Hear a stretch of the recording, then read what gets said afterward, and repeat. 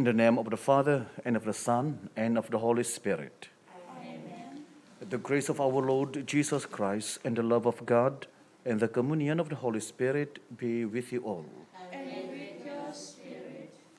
My dear brothers and sisters, let us acknowledge our sins and so prepare ourselves to celebrate the sacred mysteries. I confess to Almighty God and to you, my brothers and sisters, that I have greatly sinned in my thoughts and in my words, in what I have done and in what I have failed to do. Through my fault, through my most grievous fault.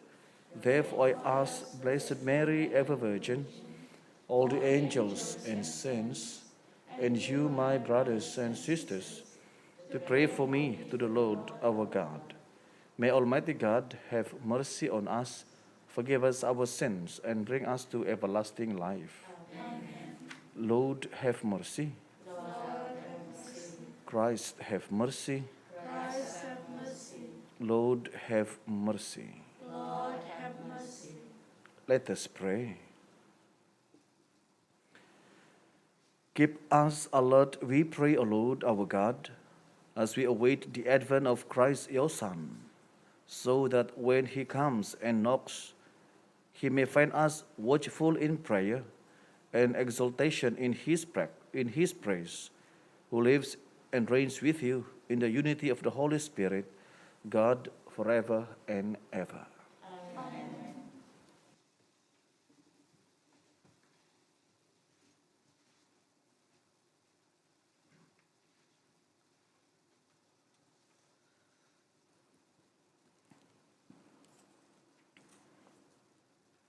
A reading from the prophet Isaiah.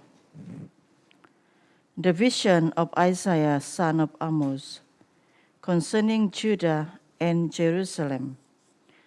In the days to come, the mountain of the temple of the Lord shall tower above the mountains and be lifted higher than the hills. All the nations will stream to it. People without number will come to it, and they will say, "Come, let us go up to the mountain of the Lord, to the temple of the God of Jacob, that he may teach us his ways, so that we may walk in his paths, since the law will go out from Zion, and the oracle of the Lord from Jerusalem. He will wield authority over the nations and adjudicate between many peoples. These will hammer their swords into plowshares, their spears into sickles. Nations will not lift sword against nation. There will be no more training for war.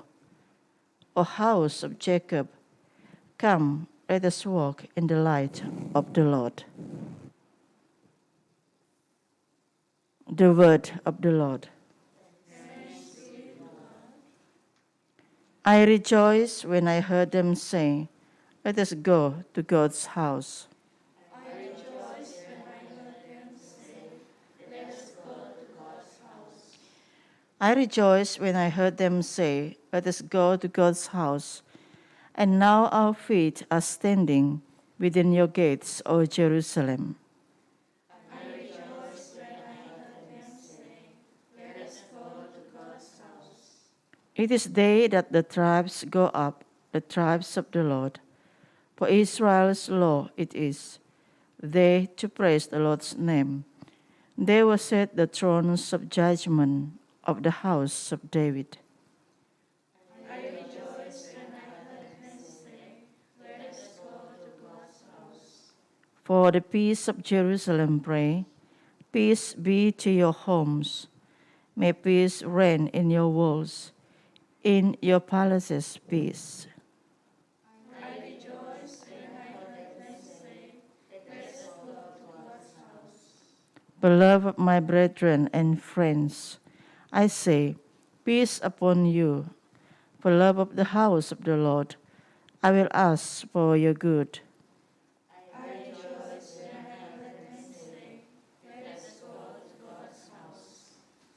Alleluia. Alleluia.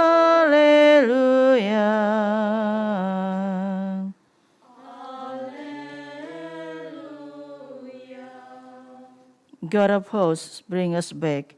Let your face shine on us, and we shall be saved. Hallelujah.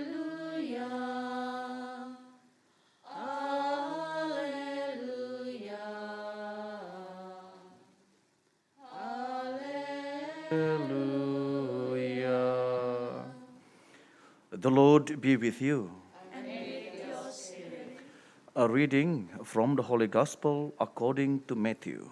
Glory to you, O Lord. When Jesus went into Capernaum, a centurion came up and pleaded with him. Sir, he said, my servant is lying at home, paralyzed in a great pain. I will come myself and cure him, said Jesus. The centurion replied, Sir, I am not worthy to have you under my roof. Just give the word, and my servant will be cured. For I am under authority myself, and have soldiers under me. And I say to one man, Go, and he goes. To another, Come here, and he comes. To my servant, Do this, and he does it. When Jesus heard this, he was astonished and said to those following him, I tell you solemnly, no way in Israel have I found faith like this. And I tell you that many will come from east and west to take their places with Abraham and Isaac and Jacob at the feast in the kingdom of heaven. The Gospel of the Lord. Praise you, Lord Jesus Christ.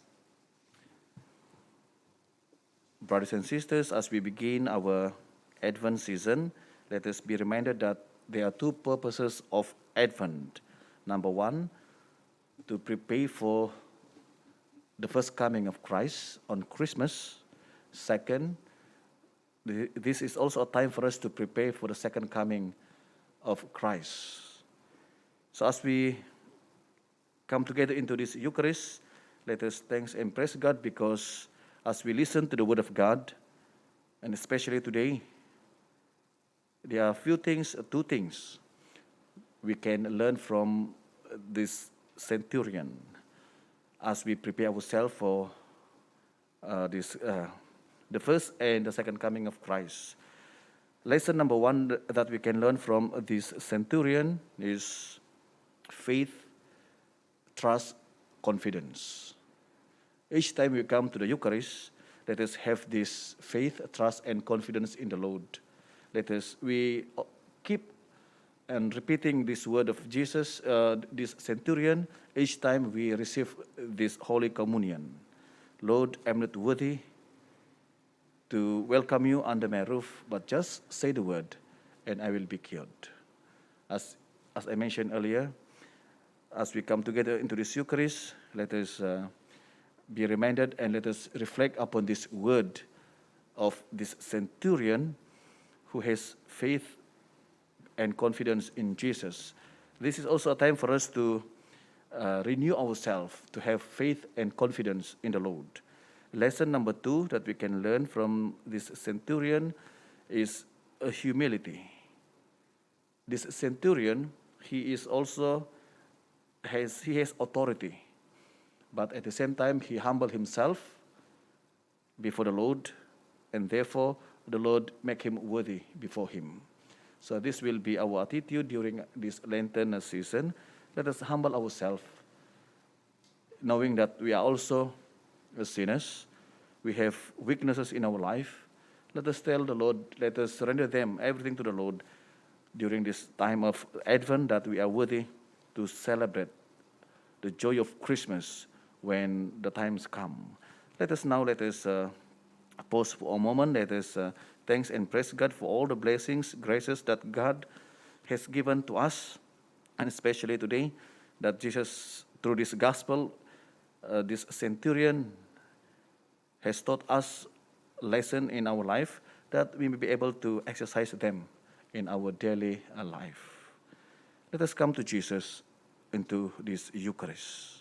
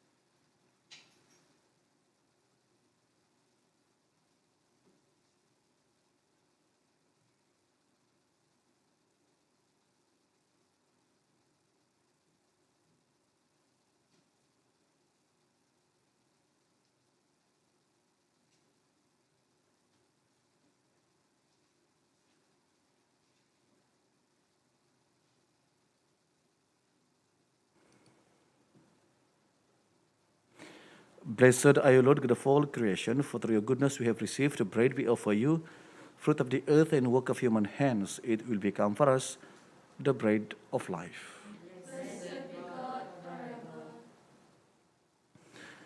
Blessed are you, Lord, God of all creation, for through your goodness we have received the wine we offer you, fruit of the vine and work of human hands. It will become our spiritual drink.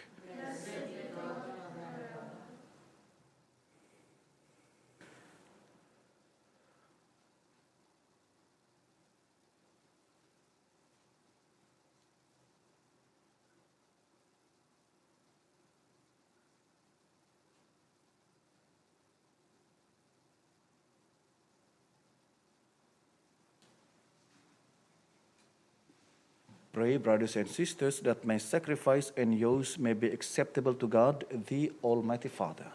May the Lord accept the sacrifice of your hands for the praise and glory of his name, for the good and the good of all his holy church. Accept, we pray, O Lord, these offerings we make, gathered from among your gifts to us, and may what you grant us to celebrate devoutly here below gain for us the prize of eternal redemption through Christ our Lord. Amen. The Lord be with you. And with your spirit, Lift up your hearts. lift up to the Lord. Let us give thanks to the Lord our God. It is right and just. It is truly right and just, our duty and our salvation, always and every way to give you thanks, Lord, Holy Father, Almighty and eternal God, through Christ our Lord. For he assumed at his first coming the lowliness of human flesh, so fulfill the designs you formed long ago and open for us the way to eternal salvation, that when he comes again in glory and majesty, and all is at last made manifest, we who watch for that day may inherit the great promise in which now we dare to hope. And so with angels and archangels, with thrones and dominions, and with all the hosts and powers of heaven, we sing the hymn of your glory, as without end we acclaim. Holy, holy, holy Lord, God of hosts, heaven and earth are full of your glory. Hosanna in the highest. Blessed is he who comes in the name of the Lord. Hosanna in the highest.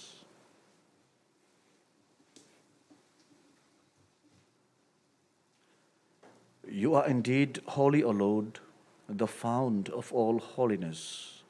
Make holy, therefore, these gifts, we pray, by sending down your Spirit upon them like the dewfall, so that they may become for us the body and blood of our Lord Jesus Christ. At the time he was betrayed and entered willingly into his passion, he took bread and giving thanks, broke it and gave it to his disciples, saying, "Take this, all of you, and eat of it, for this is my body, which will be given up for you."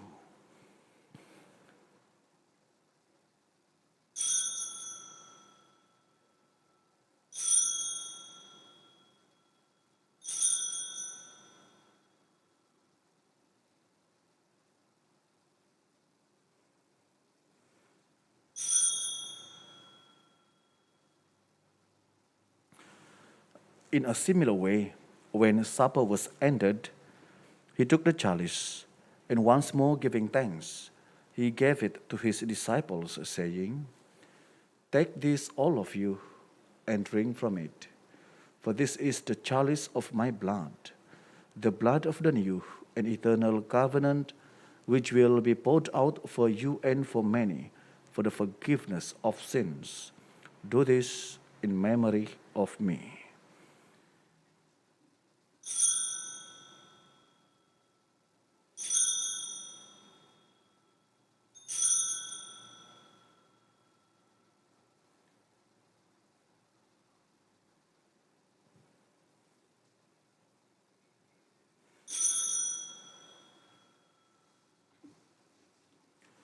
The mystery of faith.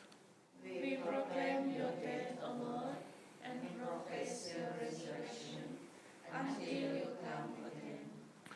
Therefore, as we celebrate the memorial of his death and resurrection, we offer you, Lord, the bread of life and the chalice of salvation, giving thanks that you have held us worthy to be in your presence and minister to you. Humbly we pray that, partaking of the body and blood of Christ, we may be gathered into one by the Holy Spirit. Remember, Lord, your church spread throughout the world, and bring her to the fullness of charity, together with Francis our Pope, John our Bishop, and all the clergy. Remember also our brothers and sisters who have fallen asleep in the hope of the resurrection, and all who have died in your mercy. Welcome them into the light of your face. Have mercy on us all, we pray, that with the Blessed Virgin Mary, Mother of God, with blessed Joseph, her spouse, with the blessed apostles and all the saints who have pleased you throughout the ages, we may merit to be co-heirs to eternal life, and may praise and glorify you through your Son, Jesus Christ.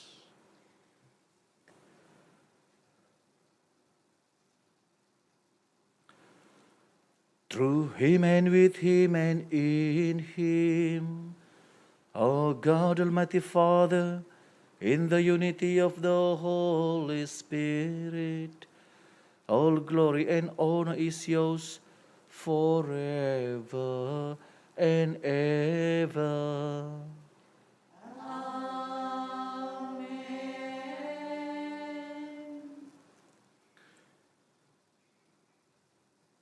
At the Saviour's command, and formed by divine teaching, we dare to say, Our Father, who art in heaven, hallowed be thy name.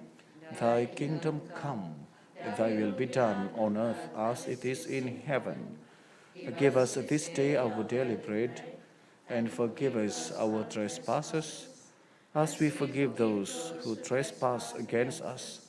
And lead us not into temptation, but deliver us from evil. Deliver us, Lord, we pray, from every evil.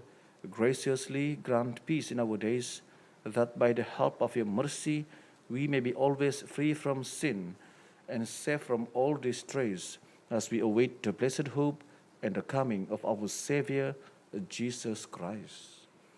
For the kingdom, the power, and the glory are yours, now and forever. Lord Jesus Christ, who said to the apostles, "Peace I leave you, my peace I give you," look not on our sins, but on the faith of your church, and graciously grant her peace and unity in accordance with your will, who live and reign forever and ever.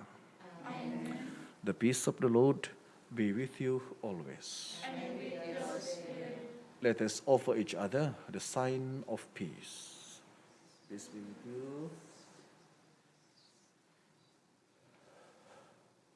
Lamb of God, you take away the sins of the world. Have mercy on us. Lamb of God, you take away the sins of the world. Have mercy on us.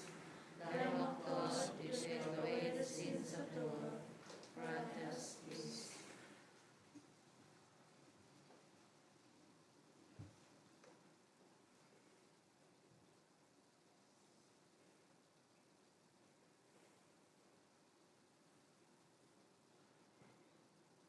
Behold the Lamb of God. Behold him who takes away the sins of the world. Blessed are those called to the supper of the Lamb.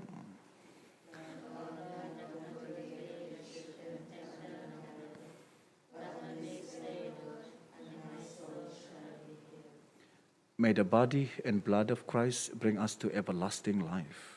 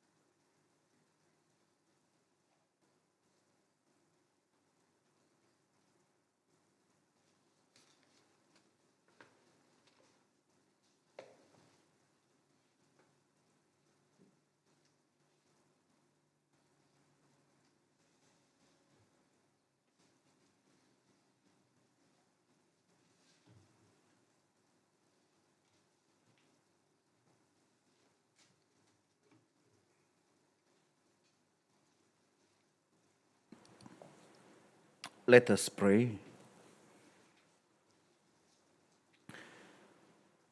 May these mysteries, Lord, in which we have participated, profit us, we pray. For even now, as we walk amid passing things, you teach us by them to love the things of heaven and hold fast to what endures, through Christ our Lord. Amen. Hail, guardian of the Redeemer, spouse of the Blessed Virgin Mary, to you God entrusted his only Son. In you Mary placed her trust. With you Christ became man. Blessed Joseph, to us too, show yourself a Father and guide us in the path of life. Obtain for us grace, mercy, and courage, and defend us from every evil. Amen. The Lord be with you, And with your spirit, and may the Almighty God bless all of you, the Father, and the Son, and the Holy Spirit. Amen. Go and announce the gospel of the Lord.